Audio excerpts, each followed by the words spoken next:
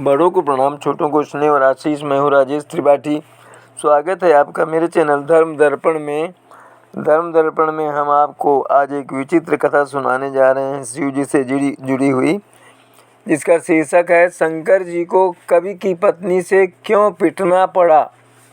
आशुतोष शिव अवधरदानी हैं और उनकी ज़िंदगी के साथ कई अद्भुत कहानियाँ जुड़ी हैं। कोई कुछ भी वरदान मांगे उससे वे बिना सोचे समझे देने में चूकते नहीं। यहाँ हम उनसे जुड़ी एक रोचक कथा सुनाने जा रहे हैं। ऐसी कथा जहाँ शंकर जी को एक कवि के यहाँ नौकरी तक करनी पड़ी। इतना ही नहीं, एक गलती पर कवि की पत्नी से पिटना भी पड़ा। शिव जी का एक मंदिर बिहार के मधुबनी जिले के भवानीपुर गांव में है। इसे उगना महादेव या उग्रनाथ मंदिर के नाम से जाना जाता है। यह मंदिर क्षेत्र में बहुत प्रसिद्ध है। ऐसा माना जाता है कि इस मंदिर में भगवान शिव ने स्वयं मैथिली भाषा के प्रख्यात कवि विद्यापति के घर नौकर के रूप में काम किया था। इससे जुड़ी एक पौराणिक कथा है। महाकवि विद्यापति हिंदी साहित्य की भक्ति परंपरा के प्रमुख कवियों में से एक थे। वैसे वो मूल रूप से मैथिली में रचनाएं करते थे। वे भगवान शिव के बहुत बड़े भक्त हुआ करते थे। उन्होंने भगवान शिव पर आधारित अनेक गीतों की रचना की है। ऐसा सुना जाता है कि भगवान शिव विद्यापति की भक्ति व रचनाओं से बहुत प्रसन्न हुए। एक दिन वे भेष बदलकर कवि के पास पहुंच गए। उनके साथ रहने के लिए भगवान शिव विद्यापति के घर नौकर तक बनने के लिए तैयार थे। उन्होंने अपना नाम उगना बताया था। दरअसल कवि विद्यापति आर्थिक रूप से सबल नहीं थे, सक्षम नहीं थे, इसलिए उन्होंने उगना अर्थात भगवान शिव को नौकरी पर रखने से पहले तो मना कर दिया। फिर शिव जी के कहने पर ही सिर्फ 2 वक्त के भोजन पर उन्हें रखने के लिए वे तैयार हो गए। जब एक दिन विद्यापति राजा के दरबार में जा रहे थे तो तेज गर्मी और धूप से विद्यापति का गला सूखने लगा। आसपास कहीं जल नहीं था। इस पर साथ चल रहे विद्यापति ने उगना अर्थात शिव जी से जल लाने के लिए कहा। तब शिव ने थोड़ा दूर जाकर अपनी जटा खोली व 1 लोटा गंगा जल ले आए।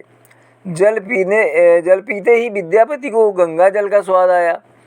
उन्होंने सोचा कि इस वन के बीच यह जल कहाँ से आया। इसके बाद उन्हें संदेह हुआ कि कहीं उगना स्वयं भगवान शिव ही तो नहीं है। उन्होंने शिव के चरण पकड़ लिए तो शिव को अपने वास्तविक स्वरूप में आना पड़ा। इसके बाद शिव जी ने महाकवि विद्यापति के साथ रहने की इच्छा जताई और उन्हें बताया कि वह उगना बनकर ही साथ रहेंगे। उनके वास्तविक रूप का किसी को पता नहीं चलना चाहिए। इस पर विद्यापति ने भगवान शिव की सारी बातें मान ली। लेकिन एक दिन उगना द्वारा किसी गलती पर कवि की पत्नी ने शिव जी को चूल्हे की जलती लकड़ी से पीटने लगी। कवि की पत्नी उसी समय विद्यापति वहाँ आ गए और उनके मुख से निकल गया कि यह तो साक्षात भगवान शिव हैं, यह तो साक्षात भगवान शिव हैं और तुम इन्हें मार रही हो। मगर विद्यापति के मुख से जैसे ही यह बात निकली तो भगवान शिव अंतर्ध्यान हो गए। इसके बाद अपनी भूल पर पछताते हुए कवि विद्यापति वन में शिव जी को खोजने लगे।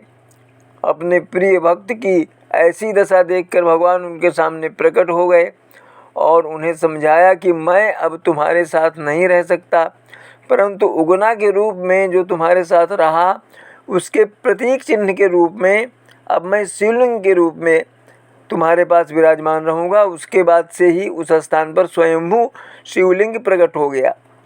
उगना महादेव मंदिर बिहार के मधुबनी जिले के भवानीपुर गांव में स्थित है। इसके गर्भगृह में जाने के लिए 6 सीढ़ियाँ उतरनी पड़ती हैं। उगना महादेव मंदिर का शिवलिंग धरातल से 5 फुट नीचे है। यहाँ माघ कृष्ण पक्ष में धूमधाम से मनाया जाता है नरक निवारण चतुर्दशी पर्व। वर्तमान में जो मंदिर है उसका निर्माण 1932 में किया गया था। कहते हैं कि 1934 में इस क्षेत्र में आए भूकंप से भी मंदिर को कोई नुकसान नहीं हुआ था। मुख्य मंदिर के अलावा परिसर में यज्ञशाला भी बनाई गई है। इस मंदिर के सामने एक सुंदर सरोवर और पास में ही एक कुआं भी है। इस कुएं के बारे में ऐसी मान्यता है कि शिव जी ने यहीं से पानी निकाला था। इस कारण से श्रद्धालु इसका पानी पीने के लिए यहाँ आते हैं।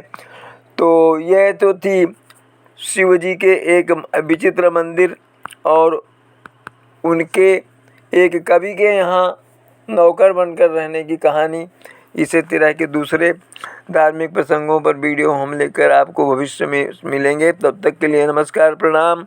आप और आपका परिवार स्वस्थ और सानंद रहें। आप पर प्रभु की सदा कृपा रहे।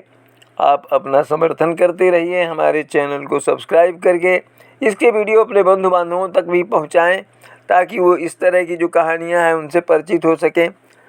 और यही कामना है, यही आपसे आग्रह है। बस आज यहीं तक। प्रणाम, नमस्कार। मिलते हैं अगले वीडियो में।